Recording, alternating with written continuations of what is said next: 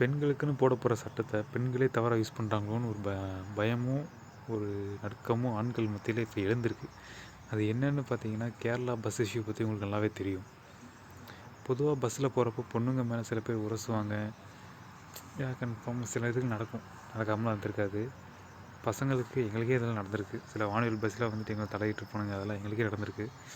But கண்டிப்பாக obviously பொண்ணுங்களுக்கு வந்து அந்த டார்ச்சர்ன்றது கண்டிப்பாக இருந்திருக்கும்.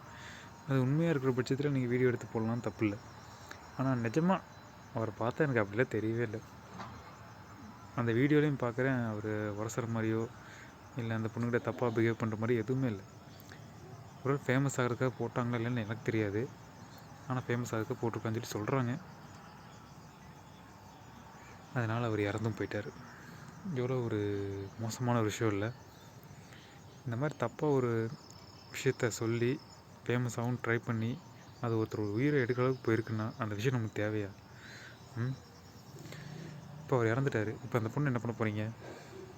அவ்வளோதான், அக்கௌண்ட்டை ப்ரைவேட் பண்ணிவிட்டு வீடியோ டெலிட் பண்ணிட்டு போயிடுச்சு. இதே ஒரு பையன் பண்ணி தான் என்ன பண்ணியிருப்பீங்க? கமெண்ட்டில் சொல்லுங்கள்.